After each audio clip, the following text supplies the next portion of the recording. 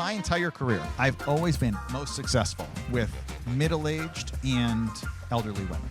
Y'all ever notice how poo tastes like shit? I have noticed that. Hello, welcome to the cool show. No, I walked into the wrong building. The cool show?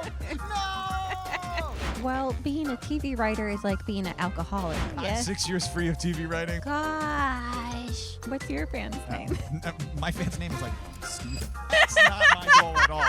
It's almost as if pain is an inevitability. Oh.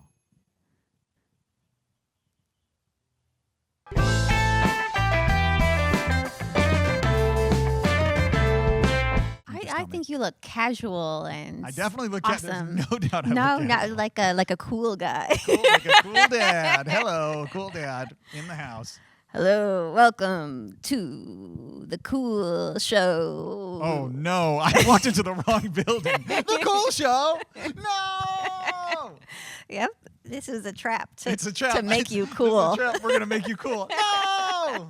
Every choice Queer I've made Eye. over the last 5 years is against that decision. Sorry. Sorry. Folks, welcome to the Mary Houlihan Show. Today, I'm joined by the hilarious comedian, writer, and host, Chris Duffy. Hello. Thank you so much for having me. What's up?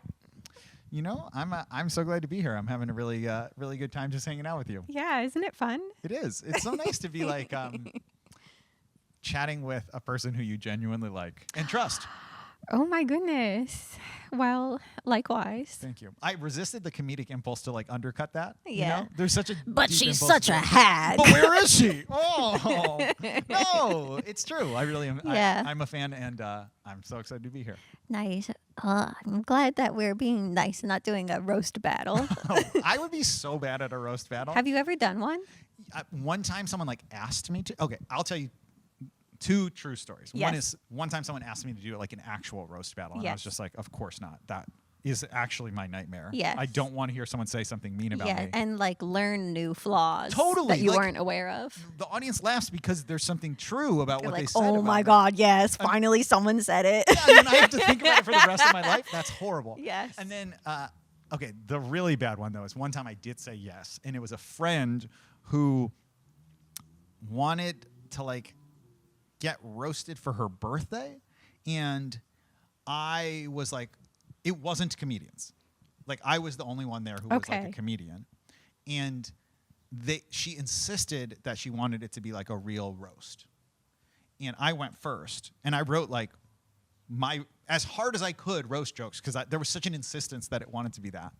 Did you feel a pressure to like make them not good or like not mean? You know what I mean? No. I felt pressured the other way, which is not my Okay. natural instinct, To to make go them as mean mean. as possible. Yes. And I went first, and I did what I think, I won't be falsely humble. I wrote some very good cutting roast jokes, and they were mean. And then everyone else after me who was not a comedian, their roast jokes were like, you're so beautiful that it's painful. Like they were so nice in their roast jokes. And then I was like, I'm the worst asshole in the world. Yeah. And I made like jokes about like problems she was having with her husband. It was a nightmare. Like I went home and was like, I can't believe I was tricked into doing that. Oh my God. And it didn't go well. Do you know what I mean? Oh. Like people were like, oh, you're just this being is a mean. bad friend. Exactly. I was like, she told me she wanted to be roasted. I guess roast meant something different to me. Yes. Yeah. You were supposed to say, you're so beautiful. It was really, it was one of those where it's like, you're just supposed to use the tone of a roast, but say a compliment. And instead I was saying mean things. Interesting. So never again. That's what I learned from that. Never again. I was recently in a short film about a roast. Oh. And so they wrote roast jokes about me. Uh-huh. I feel like they held back a little bit. Okay, that's good. Yeah. Or did you not feel good about that? I think I was relieved that I didn't have to learn about too many flaws. The one, what they they said I had a horse face. Okay. It is rough when you're like, but the character has a horse face, right? You're like, it's the character. It's not Mary. What was the character named Mary? Yes. Oh, God, that's even was worse. it? Oh, I don't even remember. It's worse when you're like, that's fictional Mary, not nonfiction. Sure. No, it had a different name, but it looked like me. It looked like you. Because it was me. And then they just keep going really hard on your physical appearance. Yes, and they also said, I found out she's Irish, which is surprising. I thought she was South African because she's apart-eyed. Oh, no. Oh, no. But that is the genre of roast joke that I like the most, which is like the wordplay roast joke. Where it's like, they gotcha. Oh, okay. They That's gotcha. fun. Yeah. That's like one of my favorite roast jokes that someone has ever written is the Jimmy Carr one. Oh, what's that? They're like, Jimmy a car is what he's going to have to do to find a place to sleep tonight. And they're like, it's That's actually good. just his name. And I was like, that's quite a clever play on his name. I wouldn't have thought great. that. Okay. Yeah. I think that might be me butchering a Nikki Glaser roast joke. I think it actually was. No, I think you elevated it. I definitely don't think that's the case. But yes, there we are. So, rumor on the street is that you wrote a book. I read a book. It's true. Humor me. How laughing more can make you present, creative, connected, and happy. You nailed it. Did you talk to scientists? I did. I talked to a bunch of scientists. Oh. And I tried to talk to like a few comedians, but mostly not talk to professional comedy people. Yeah. Because I was curious about how laughing and humor plays a role in people's daily lives when it's not like their job. So I talked to like an emergency room doctor. I talked to people doing social justice work. I talked to therapists. I talked to a woman who helps run a nursing home in Hong Kong. I talked to a Navy SEAL. I talked to all these different like really disparate people. What'd the Navy SEAL say? He was like the head of a platoon, I think is the right word. He was the head of a group of Navy SEALs. Sure. And he was talking about how all of the people he knows who are really good leaders in that high pressure environment also are very funny because you need to be able to let off the tension. You need to be able to like bond people together. Yeah. And that people often think that you do that by like being serious and never cracking a smile. But he found that like the most effective leaders were always actually very funny and able to laugh at themselves too.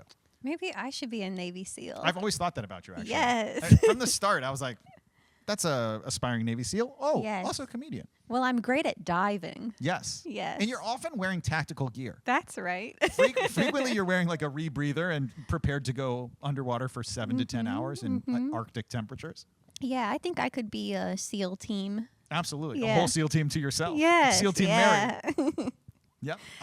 Well, if you need a contact, I'm happy to put you in touch with Joe. Oh, yeah, of course. Yeah. I don't know that he has like a recruiting power, but, Yeah. but you never know. Hi, I was wondering. That's funny. Could it be a whole SEAL team? It's like, yes.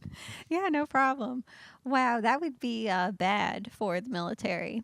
Well, it'd be good for the other countries. Yeah. Also, I think it might be, based on my feelings about the military, it might be a real improvement to have you being a whole SEAL team. You're right. Yeah. I think we'd be moving towards like a much more restorative justice form of conflict resolution. Yes, if I could be an entire SEAL team and I'd never show up to the missions. They're like, we were going to assassinate a foreign leader, but instead, She was playing Animal Crossing. she really nailed the animals. They are crossing so well. And you know what? It turns out that the situation resolved itself peacefully. Yeah, I'll just be playing Balatro and Animal Crossing and oh no, I was supposed to take out those terrorists. I forgot to take out the terrorists. Oh, I'm going to be in so much trouble. Yeah, this is like a 90s sitcom when then they're like, they freeze frame on your face and it's like, oh, Mary. Girl SEAL. Girl Seal. Oh, wow. Okay, Girl Seal's actually a billion-dollar franchise. Let's do it. Let's do it. What do you think is going on with TV? You're a TV writer. Do you think they're going to keep making TV or stop or what? Ooh, well, it's a good question. I feel like I'm not the person to ask because I was a TV writer, but Okay. I haven't worked in TV for a long time. Not because I don't want to. Well, being a TV writer is like being an alcoholic. I think you can keep saying Yeah, that for you're the rest of your life. You're like, I'm Yes. 6 years free of TV writing, but Yes, it's still on me. always, yeah. I always identify as a TV writer. Yeah, I'm a recovering TV writer. Are they going to still keep making TV? Frankly, it seems like people want to watch TV. Yeah. But also, I think that the barrier to entry has gotten a lot lower in terms of making things, which Sure, is cool. yeah. So, like, this is TV. Yeah. The flip side is, like, it would be great if this was, like, unionized and paid really well, and everyone Yes, had like exactly. healthcare and pensions and stuff. So I kind of feel like we're at a moment in the cycle where it's like unsustainable financially again, and then it will have to get back up. Yes. But it may be like a painful, long process that involves a lot of like organizing and effort and people yelling loudly. I think that Sure, may be yeah. what it takes. This is very early days. Do you watch Love Island? I've watched a few episodes. So of you Love know Island. they say early days when they're Uh-huh. still figuring each other out. That's right. Yeah. This is early days for this podcast. Uh-huh. I only, at the time we're recording this, there's only 2 episodes out. Okay. And I don't have that many subscribers, but I know that I just have to commit and be on schedule and keep doing it. And yeah, my goal really is when I have a zillion subscribers and everything, I want to make TV shows. Totally. And like have, and make it worthwhile because there'll be a audience. Yeah.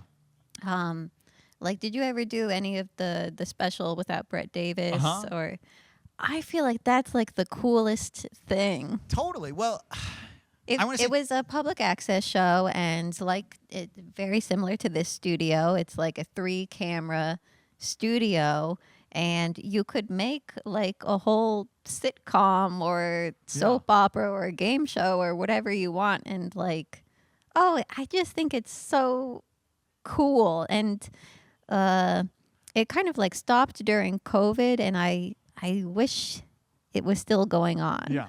Yeah. It was a wildly different energy than this. Yeah. Like, it was like aggressive, chaotic energy. Yes, And yeah. this is like very cozy and warm energy, but it was similar, like technically. Yes. Wait, I have 2 things to say about what Yeah, yeah. you said. One is 100% you would make such good TV shows, and you should be making TV shows. Sure.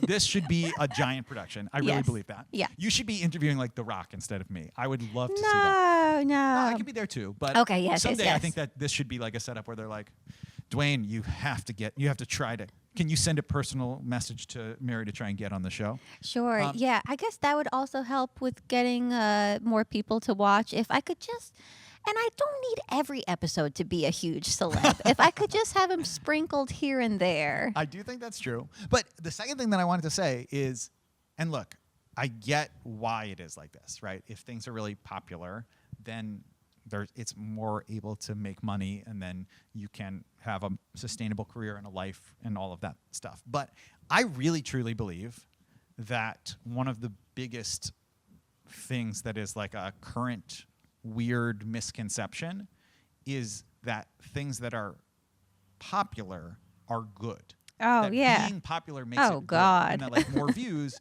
is equivalent to like the show being better. I think that like Yeah, there's a lot of smut out there. totally, but also like there was a period of time where people used to have this idea of like selling out, like, oh, it's too popular, it means that you're no longer like making good authentic Yeah, art. And uh-huh. now people are like, and I feel like this with my own work too, the only thing that makes it successful is if it gets to millions of people or tens of millions of people or thousands of people, right? Like, Right. And I actually think that like the special with Brett Davis is a great example, because some of those episodes weren't getting watched by a lot of people, but they were really unique and cool and amazing and made in a way that like no one else was going to be able to make it. Yeah. So I try and fight. I very unsuccessfully try and fight that in myself a lot, to be like, the thing that will make it a success is it being seen by a lot of people or heard by a lot Sure, of yeah. people. But it's hard because our whole industry is set up to be like, let me see the metrics, as opposed to let me have like a judge of quality. Sure, yeah. Oh, gosh. Do you know Bobby Altov? The name is familiar, but no. I want to body swap with her. Oh, is it BOBBI? Yes. Okay. And so she got really popular. She does interviews with like rappers and Yeah, stuff. I do know who this is. And she's kind of awkward. Mhm. But no offense, I think you're great. But I know so many people who can do that, but funnier. Yes. No offense. Bobby, please don't be offended. You are fantastic, but I do think that. Yeah. Oh gosh, it's hard. I think you do just kind of have to just put out so much stuff that people are scrolling and then they're like, oh, this is familiar. Well, I wonder what you feel like this, but when you think about the people who you admire the most, like people whose work you admire the most, what is it about their work that you admire the most? I really liked the Colbert Report. I liked that it was political comedy and it told you about like the news. But it was so stupid and silly and digestible, and it was even funnier than The Daily Show. But effectively like did the same thing, like told you boring, important news, but in a digestible, funny way. Yeah. Yeah. That makes sense. Yeah. What about you?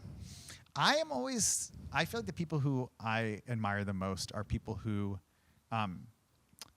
they take really big creative swings and they feel really authentic to themselves. Like, I have a little list on my desk of just like, be like.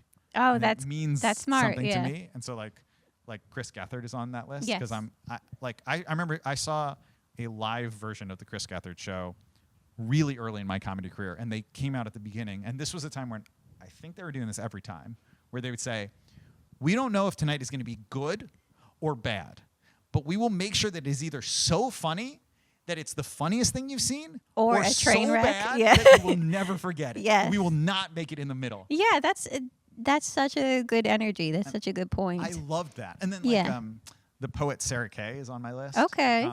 I love that she is like, she writes these really beautiful poems, but she's just super vulnerable. And she has this thing about like walking through the world with your arms open instead of like trying to be cool like this. It's like, yes, take the things in, and that's climb up really cringe admire. mountain. That's what the kids are saying Absolutely. now. I'm trying to climb up cringe mountain. You have to. And that's something I aspire to, because Yeah. I think sometimes it's very easy for me to be like, we're going to take the long way and avoid cringe mountain entirely. Yes, I also look up to Chris Gethard. I think him and Tom Sharpling are very heroic to me, because coming up, I would see that they were building their own thing. And so like if they got showbiz jobs, it's icing on the cake, Yes. but they're already making their own self-sustaining thing. Totally. Yeah.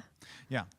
And then, I mean, I have plenty of other people on my list, but they're all kind of people where they are trying hard to make something that is different and special in them.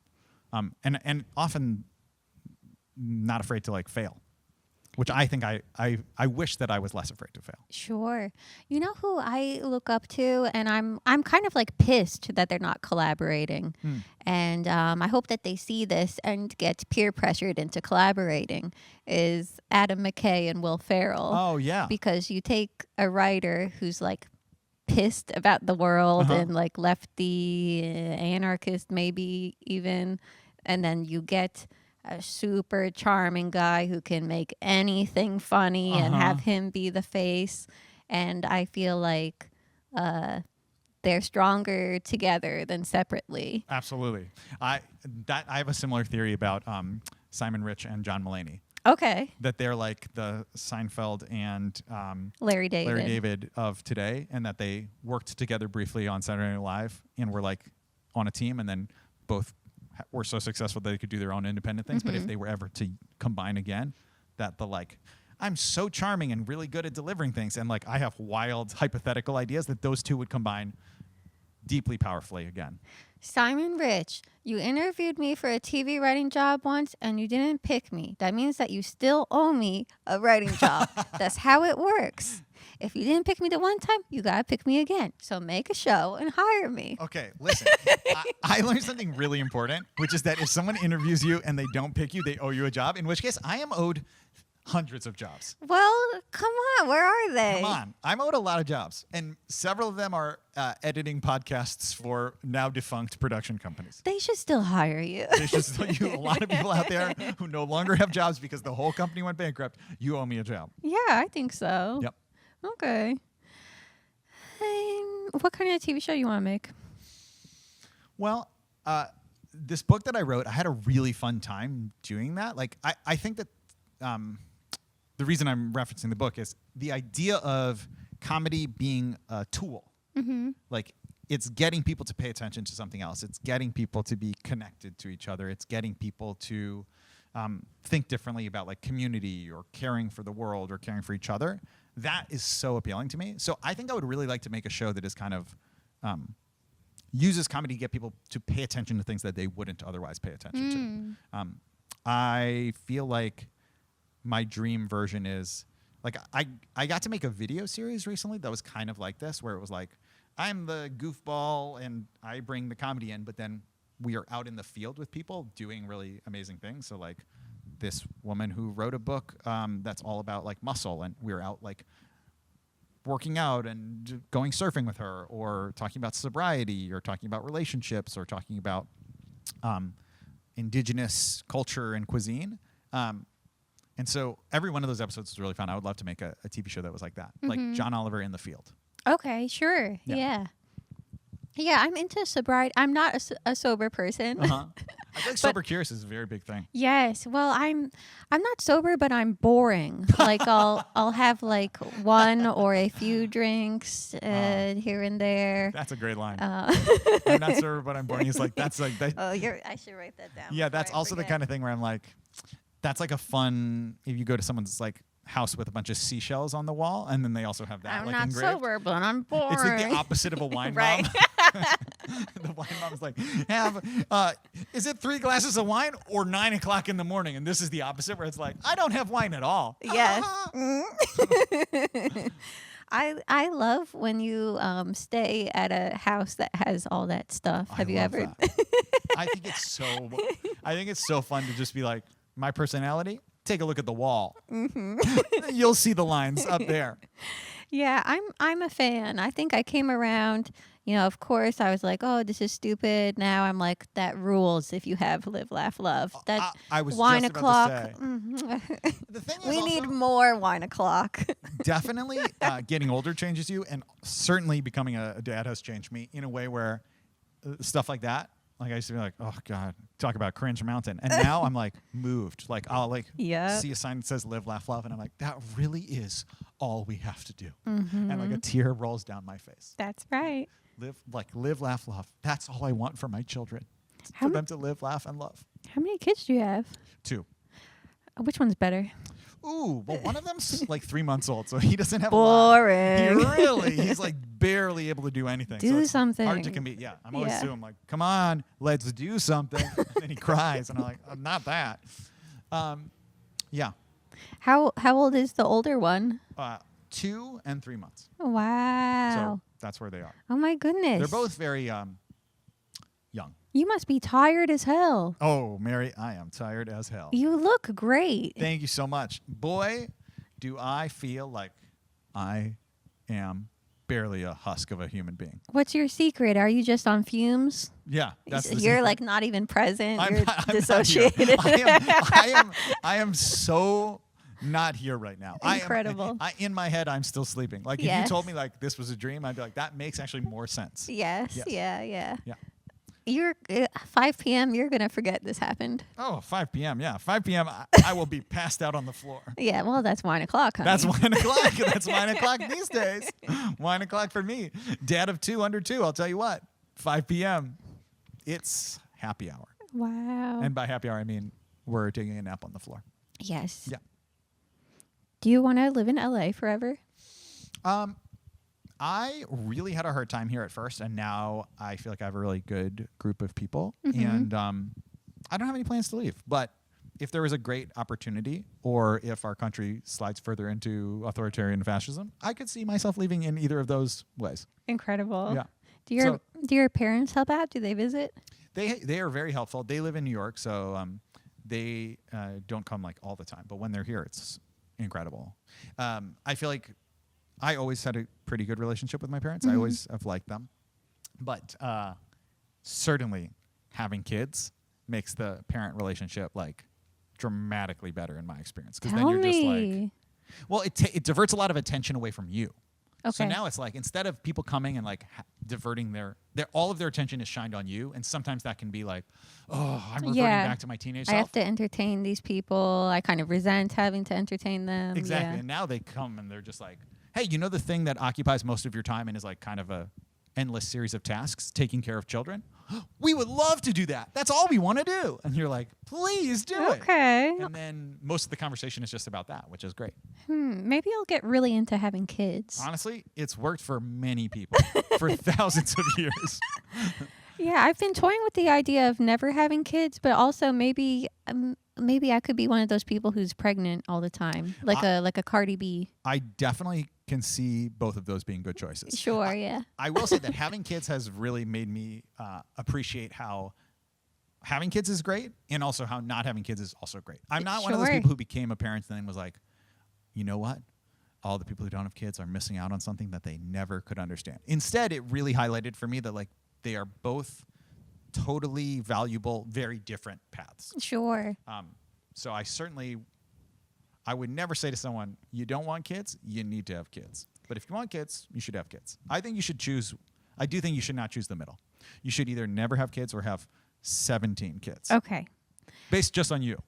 That's my advice for you. I do think it's weird when people are like, oh, you need to have a kid. You don't know what love is. Yeah. Because I have a dog. Yeah. That rules. I think a lot of early parenting is very similar to having a pet. Yeah. A lot of it is like they are sweet and they snuggle up next to you and you have to deal with their bodily excretions. Sure, yeah. And that's a lot of it. And then they start to talk and interact and that's, it would be weird if your dog talked as much as my 2-year-old does. Yes, that would be a little odd. Like certainly if your dog was like, pick me up, you'd be like even more impressed than I am.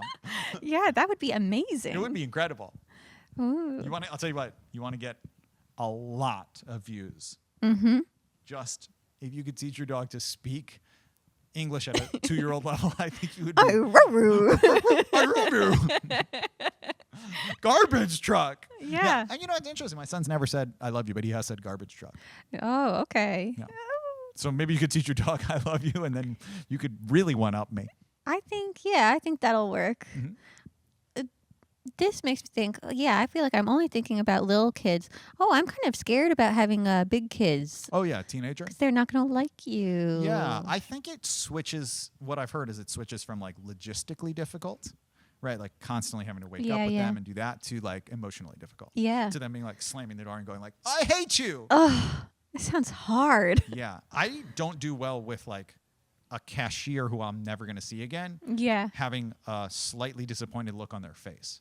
Sure. That's probably not even about me. Let alone someone that you've given all this for. And how could you? And then they say explicitly that they don't like me. Oh, I'm going to be. After everything I've done for you. I'm literally going to be sobbing on the other side of the door saying that. After everything, I gave you the live, love, laugh sign. Yes, and then. In the wrong order. And then an hour later, you're like, oh my God, I can't believe I told them after everything I did for you, I totally messed up. Mary predicted this. Why did I live up to the prophecy of the Houlihan show? Yeah. Yeah, that seems tough as hell. Yeah, definitely. There's kind of increasingly I realize there's kind of no easy path of life. Sure. It seems like all the choices lead towards work. Gosh, it's almost as if pain is a inevitability. Wow. Nah. No, it's going to be easy for us. Yes, I will never die. That's right. We'll never die, and things will be easy the whole time. That's right. All it requires is me getting one more choice right. I just don't know what that choice is. Well, yeah, I think if you get a really cool job, it'll fix everything. You'll be happy forever. Yeah. Do you know that Judd Apatow joke? I think about this one a lot. Oh, tell me. Where he's like, everyone knows that money does not make you happy, but everyone wants to find that out for themselves. Yeah, that's good. And that is so true. Because I'm always like, if I won the Powerball, boy, I would never have a problem again. And then you read about the people who won the Powerball, and they're like, they lost their whole family. Yeah. Their mansion erupted into flames. Everyone robs them. Everyone was constantly trying to take something from them. They said, it's a curse. I wish I'd never won this money. And I'm like, wow. Well, where do you buy the ticket? Probably be different if I won it. Yeah, exactly. If I won it, though. Yeah. Yeah. Okay. Okay. Are you performing a lot? No, not really. I'm mostly doing podcast and writing, but when my book comes out, I'm going to do a book tour, which will be fun. I'm excited about like getting back into performing because I miss it a lot. Mm-hmm. I especially miss the like hanging out in the green room before and after. I feel like, I mean, that was kind of like we first met when we were like at open mics and then at doing shows in New York. And I feel like being part of a community like that, I just miss that part. I miss going out and seeing people perform and being really inspired by them. Yeah. And then getting to like hang out with those people. Yeah, it's nice to be around people who are doing the same thing, because people who don't do comedy are like, that seems so hard. What's that like? Exactly. And you're like, It's nice to talk to someone who can say like, I bombed the other night, and then you can be like, oh yeah, how do you feel? How was that? Whoa, whoa. It's also fun. Like I'm working on a new joke. Oh, that's awesome. Blah blah blah blah blah. Totally. And also I feel like I remember starting and being like very early in comedy in New York and watching like you or Joe Rumrill or Julio Torres like do a performance and then going like, oh, I just remember so clearly being like, oh, you can do this in that way too. It's such a different way of performing stand-up. It doesn't have to just be this one thing where I've seen 40 people do like increasingly worse versions of, and it's an assault on my senses. And then it would be this like huge relief of like, oh, that's so funny and so creative and so good. And I just remember being like, and continuing to be inspired in a way that's the part that I like I crave more of in my life right now. Wow. Thanks. Oh, totally. I mean it 100%. Yeah. I mean, there's just so many people where you watch them do a performance and you think, oh, there's no shortage of ways to make people laugh and to approach this same idea. Yeah. Like you watch Joe Firestone do it. You watch like Kate Berlant do it. You just watch like people pull up. You watch Shalewa Sharp perform. Yeah. Every one of these people, I'm like, it's the same in some way, but it's totally different in others. You know, it's like the same way that people have been writing books, but the book is completely different. They take the form and completely change it. I'm trying to back then all my jokes were like silly one-liners, and now I'm trying to be more wise and share my incredible wisdom with people, because the world is so broken and I must heal it with my comedy. And well, it's just funny because it's completely futile. Okay, but this is a real thing that I struggle with a lot myself. I struggled with a little bit in writing the book, but I struggle with all the time is how much are you supposed to be addressing the problems of the world head on versus how much are you supposed to be, or how much is it worthy to make people laugh and give them the release of laughter? Sure. Because I feel like there are elements of my work that I get to do where the goal is not primarily to be funny. And in that, I'm like, great, like let's talk about big serious issues, and it really works. And then when I try to talk about big serious issues in jokes, very rarely do people laugh. Yes, yeah. And when I tell a joke that works, it's almost always about like a kind of mundane anecdote. Yes, yeah.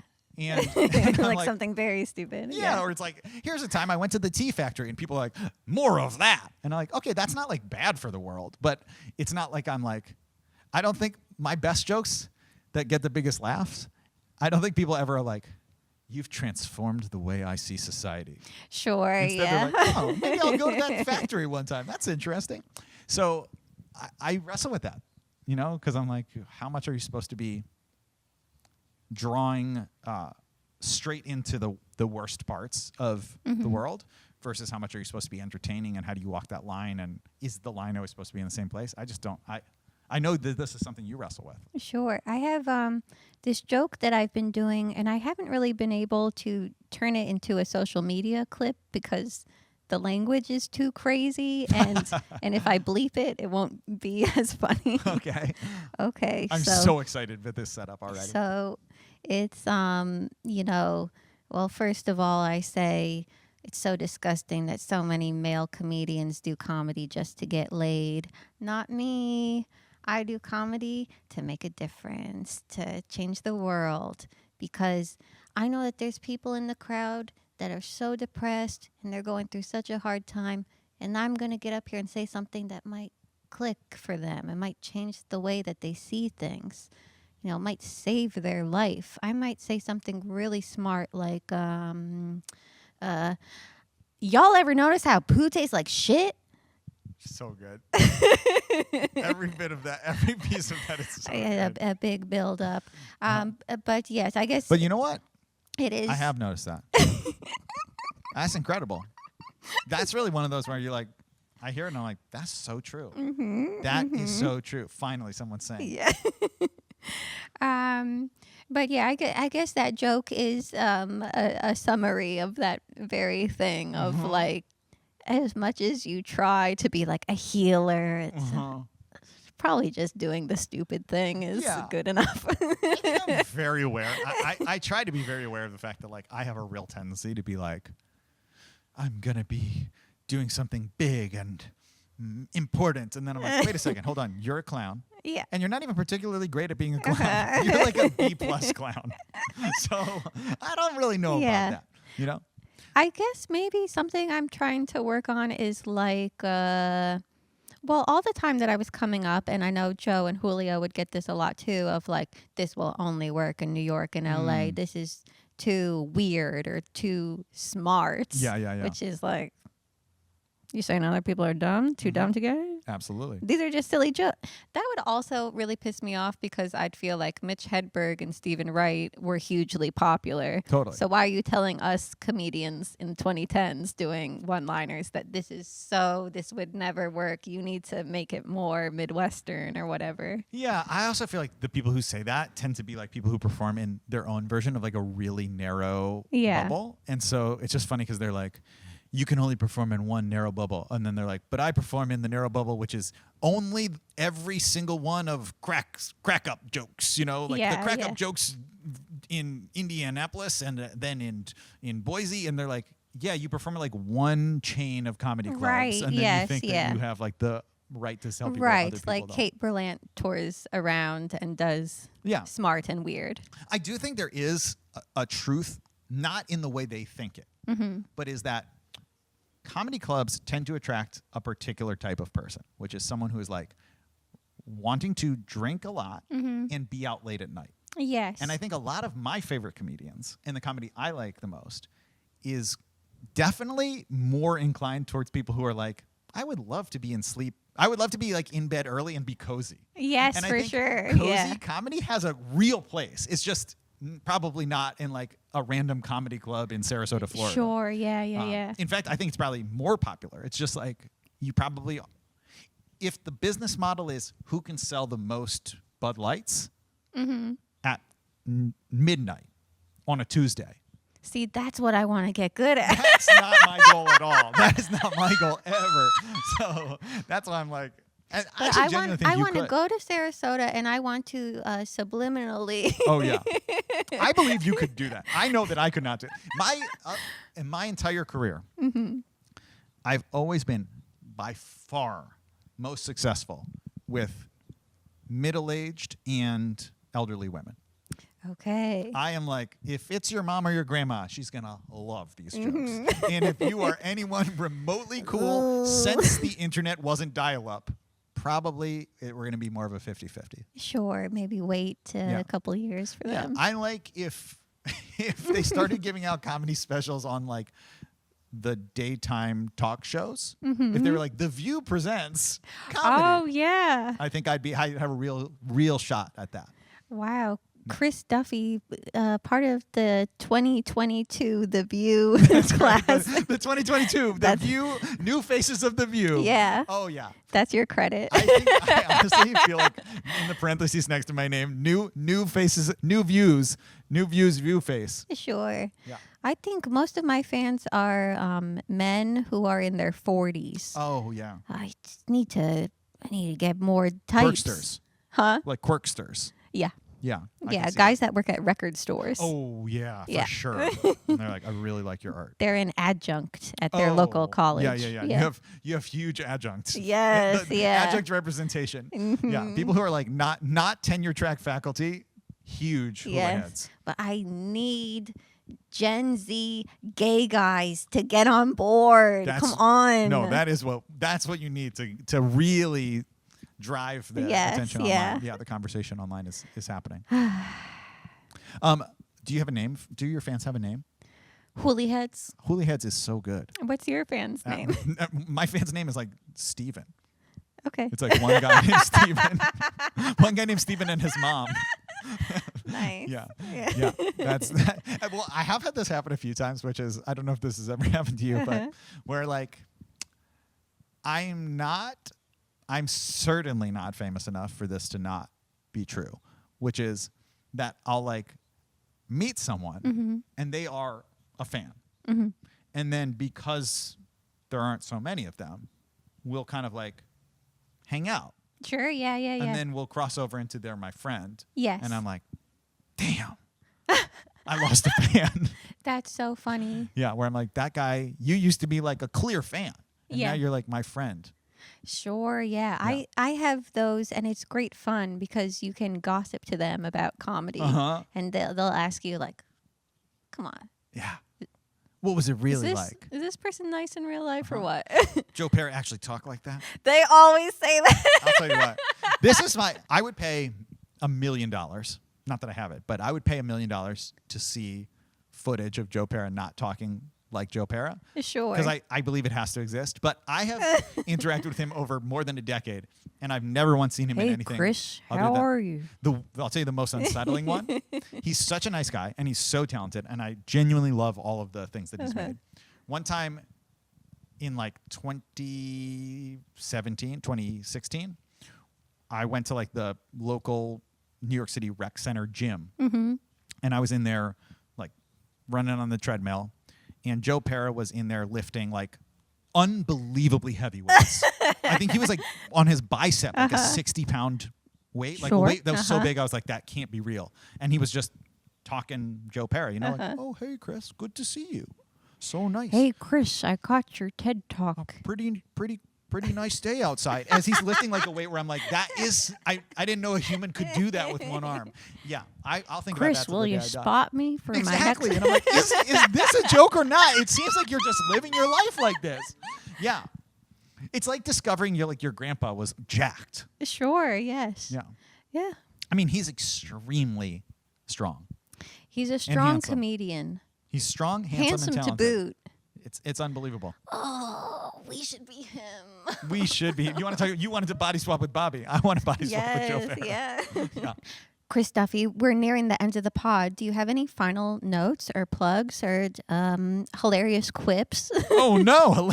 Notes, plugs, or hilarious quips. Did you come prepared with quips that you were like, oh, I'm totally going to say this quip when I get there? I wrote a bunch of like Oscar Wilde style quips, and we didn't get to use them. You know, like, oh, look in the mirror if you'd like to see a dastardly deed done to a face. That's good. That doesn't really make sense. No, that's beautiful. A beautiful soliloquy. My plug is my book is coming out. Humor Me is coming out January 6th. Famously a day for comedy. Great today. One of the days that's only famous for comedy and nothing else. When the publisher told me that, I was like, you do know that day has connotations. And they were like, it was probably good for promoting, right? We're going to storm the bookstores. Easy to remember. Yep, we're going to storm. It is funny because I told a lot of friends and everyone thought it was so funny. And then literally a bunch of people have been like, your book came out on 9/11, right? And I'm like, no, the other one. The other bad day. Sure, yes. Yeah, so January 6th, Humor Me is in bookstores everywhere. Storm the bookstores get your and copy. take liberty back in your hands for whatever it costs. $20? $20. And you can find more information on that and so much more at chrisduffycomedy.com. Yay. Yay. Thank you so much for having me, May. Thank you. You're such a dear, excellent guy. Oh, thank you. You're a dear, excellent person as well. Nice. I couldn't conjure a good word. What did I want to come up with there? I have no idea. You're a treat? Treat? No. It felt like you were going You're towards a mensch? Oh, mensch. I'll take it. It felt like you were going towards friend and then diverted towards guy. You're You're such a dear guy to me. No, you're a dear friend and a terrific comedian and writer, and everyone should storm the bookstores. Storm the bookstores for me. Thank you.